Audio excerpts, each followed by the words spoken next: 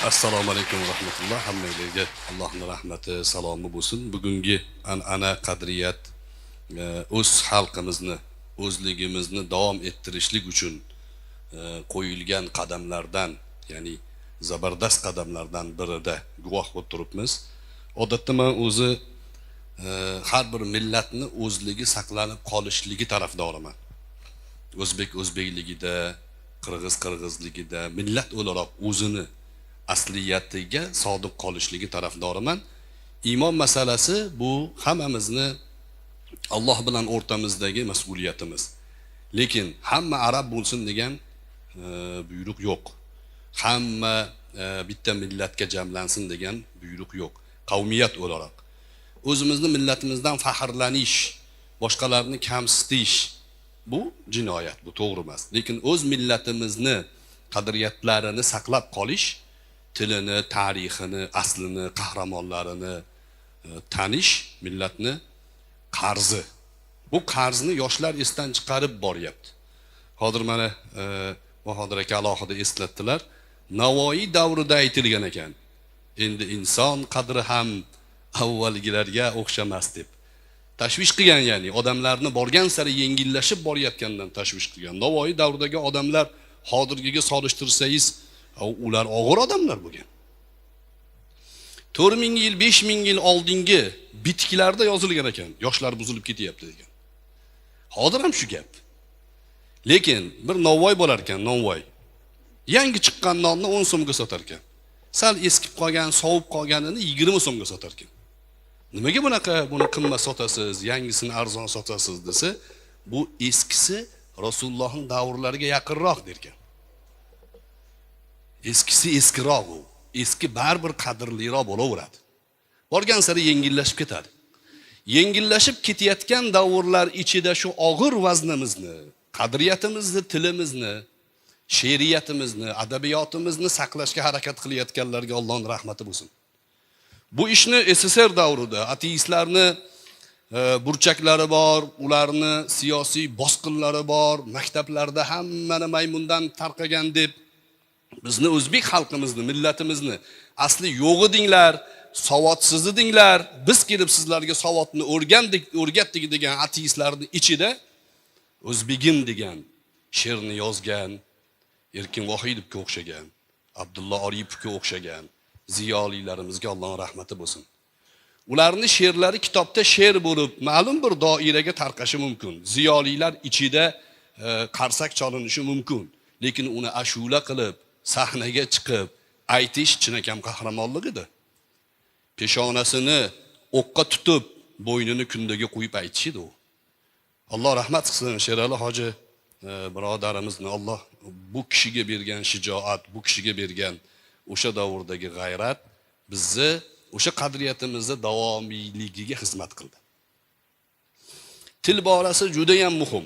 Hozir borgan sari tillarimizni esdan chiqarib borayotganimiz, jadidlar davridagi asarlarni o'qib ko'pchilik yoshlar tushunmaydi, o'qimaydi ham. Navoiyniki zotan Navoiyni tanigan odam qolgani yo'q. Hazrat Alloh rahmat qilsin aytardilarki, Navoiy bilan shug'ullanayotgan odamlar Navoiyga nomahram derdilar. Navoiyni tanimaydi, tahorat qilishni bilmaydi, g'usulni nimaligini bilmaydi. Navoiyni qana o'qiydi? Qur'onni bilmagan, hadisni bilmagan Navoiyni tushunmaydi. Mumkin emas. Chunki Navoiy jumla tuzayotganda ham arabiy jumlalar orqali iymonga dalolat qiluvchi tabiatni beradi. Masalan, bir joyda Navoiy aytadiki, iymon kalimasidagi to'g'ri harf alifni olib tashlasang, iymon yomon bo'lib qoladi deydi. Arab tilini bilmagan tushunmaydi buni. Iymon kalimasida alif bor, yo bor, mim bor, alif bor, nun bor. Alif olib tashlasangiz, arabchasiga yomon deb o'qiladi. Iymon bilan yomonning o'rtasidagi farq to'g'ri alifda. Qarang, lug'atdan qanaqa foydalanyapti. Bir joyda aytadiki, ya'ni biz deydi bu tilni, so'zni, ya'ni qadrini Alloh bilan o'rtamizdagi aloqada ishtirok etganligi bilan bilishimiz kerak deydi. Ya'ni nima deydi? So'zdirki nishon berur o'likka jondin, So'zdirki xabar berur jonga jonondin. İnsonni so'z ayladi judo hayvondin. Bilgin gavhari sharifroq yo'q ondin. Tildan so'zdan buyuk narsa yo'q. Siz bilan bizni odam ekanligimizga so'z javob beradi. Nimani so'zlayotganligimiz javob beradi. Odam o'laroq yashashligimiz uchun kelgan ta'limot so'z bilan kelgan. So'zimizni himoya qilmasak hammiz, qaysi yo'l bilan bo'lsa-da, xoh u she'riyat bo'lsin, xoh u adabiyot bo'lsin, xoh u bir san'at bo'lsin, so'zimizga fidokor bo'lmasak, biz yengil-yelpi millatga aylanib ketamiz, balki yo'q bo'lib ketamiz. Yo'q bo'lib ketgan millatlar yo'qmi dunyoda? Bor, tilini himoya qila olmadi ular. Qadriyatini davom ettira olmadi. Nima uchun Navoiyni eslanaveradi, Navoiy maydonda turaveradi? Navoiyning so'z boyligi Qur'on va sunnatga bog'langan. Qur'on qiyomatgacha o'zgartirib bo'lmaydi. Qur'onning himoyachilari, unga iymon keltirgan qavmlar ojiz bo'lsalarda Qur'onga hech kimning kuchi yetmaydi. Shuning uchun Qur'onga bog'lanish, uni ma'nosiga so'z orqali aloqador bo'lish bizni burchimiz, bilganlarning burchi. Hali bir nargi majlisda ham alohida e'tirof qilib aytibdilar, san'atda cho'kish bor, adabiyotda cho'kish bor. Bizda so'z maydonida inqiroz bor.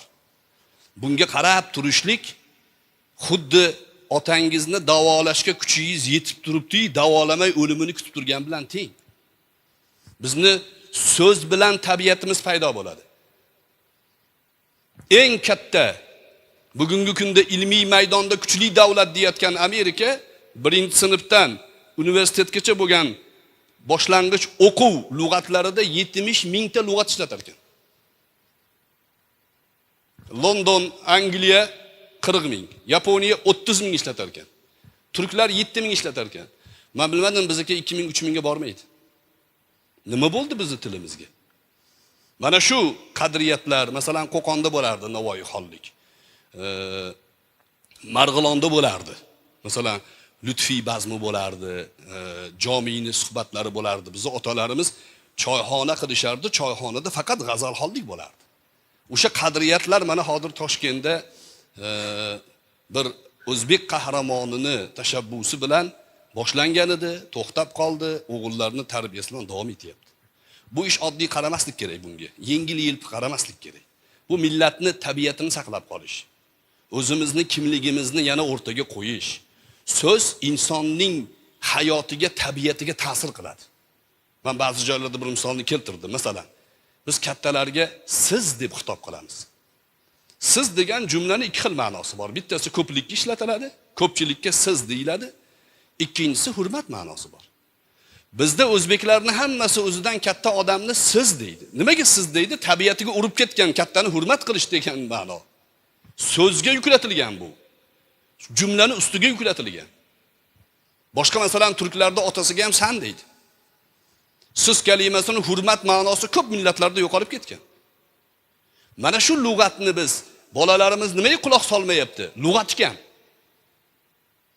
Nima uchun ingliz tilini IELTS uchun harakat qilib pul to'lab o'qityapmiz, Navoiyni o'qitmayapmiz. Ingliz tilini o'rganayotgan bolaning asl o'z tilida qadriyati bo'lmasa, tabiati inglizlashib ketadi uni. Bu o'ta xavfli siyosat. Matematikani SAT bilan o'qitishyapti. Nimaga inglizchasiga 2 4, o'zbekchasiga 2 3 bo'lib qoladimi? Bir xil u, nimaga ingliz tiliga urg'u berishyapti, pul berib o'qitishyapti? Tabiatimizni o'zlariga moyil qilishmoqchi. O'sha yerda turib, bizni o'zbek xalqini ichida inglizcha fikrlaydigan bolalarni yetishtirishyapti. O'zbek otasiga quloq solmayapti-ki. Lug'atning e'tibori mana shu majlisni, men o'zi juda ko'p bunaqangi majlislarga juda ko'p qiziqishim yo'q, lekin aynan shu Navoiy xonlik, aynan Sherali akaning xonadonida, aynan Shohijahonni ishtirokida, bu sizga o'xshagan aziz ziyolilarning ishtirokida bo'lishligi meni bu yoqqa kelishimga, ya'ni turtki bo'ldi. Bu oddiy ish emas bu. Yengil-yelpi emas. Kulib, bir o'ynab, maza qilib bitimizni to'kib keldik emas. Ma'noni anglashimiz kerak. Biz nima ishga qadam qo'yyapmiz? Bu ish davom etadigan bo'lsa, savobi, ajri boradi har doim.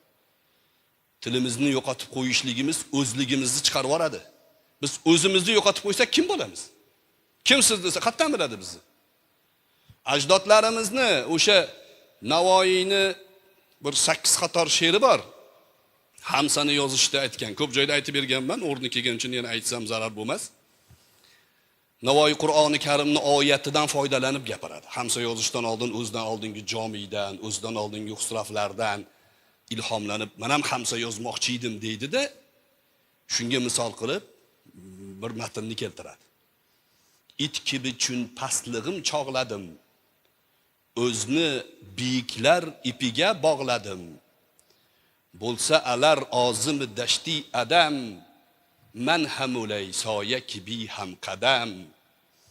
Kahfi baqo uchra alar bo'lsa gum, man hamulay robiuhum kalbuhum deydi. Ajoyib tashbih qilgan. It kibi chin pastlig'im chog'ladim deyapti. Ya'ni o'zimdan oldingi ulug'larga solishtirib ko'rsam, ularni oldida men itga o'xshab qoldim deyapti. Shunaqa past bo'lib qoldim. O'zimni chog'lash, solishtirish, itga o'xshab qoldim. O'zni biyiklar ipiga bog'ladim. Mayli endi it ekanman ularni oldida, itni bo'ynida nimasi bo'ladi? Arqoni bo'ladi. Shu itni buyuklarni ipiga bog'lab qo'ydim. Shular bilan ergashib ketaveraman deyapti. Bo'lsa alar ozimi dashti adam sahrosiga ular qasd qilib kirib ketsa, man hamulay soya kibi ham qadam, ularni orqasidan soya kibi ham qadam bo'lib qadamma-qadam ketaveraman men. Kahfi baqo ichra alar bo'lsa gum. Kahfi baqo sura Kahfda kelgan ashabi Kahfning g'ori.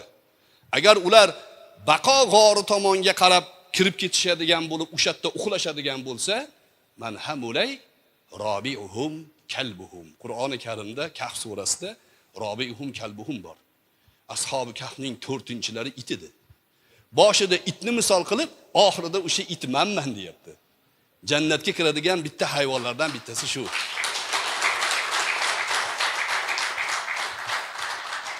Bu tilni nazokatiga qarang, tilni ajoyibotligiga qarang. Hozirgi she'ni ch qilib yozadigan, v'ni w qilib yozadiganlar bilan uni solishtirib bo'ladimi? Mana shu ma'noda bizga til muhim. Bolamizni to bizni qo'limizdan chiqib ketguncha eng kamida 5000 ta lug'at o'rgatmasak, biz millat oldida javob beramiz. Bolamiz to maktabga borguncha 5000 ta lug'atni gapirsin, 6 yosh, 7 yosh bola. Maktabda kamida bir 10 ta lug'at o'rgansin. Lug'atlarimizni boshqa tillardan o'zlashtirish borasida bizni millat misli ko'rilmagan ish qilgan. Jumlalarimiz ichidan forsiy lug'atlarni, uni ichidan arabcha lug'atlarni olib tashlasak, hech narsa qolmaydi. Bizning xalq ziyo o'laroq tilni boyitish ma'nosida hamma tilni o'ziga o'zlashtira oldi. Qaysi til baquvvat hisoblanadi? Boshqa tilni o'zining tabiatida o'zlashtira olgan. Tilni inqirozi to'g'risida Erkin Vohidov ajoyib gaplarni gapirgan. Til inqirozga yuz tutsa, millat inqirozga yuz tutadi. Til agar rivojlanishga, til borasidagi mavzularni, majlislarni ko'paytirishga hissa qo'shsak, hech yo'q o'sha Ibrohim alayhissalomni qutqarishga harakat qilayotgan chumolini ishini qilgan bo'lamiz. Alloh taolo o'zi qabul qilgan bo'lsin. Barchalariga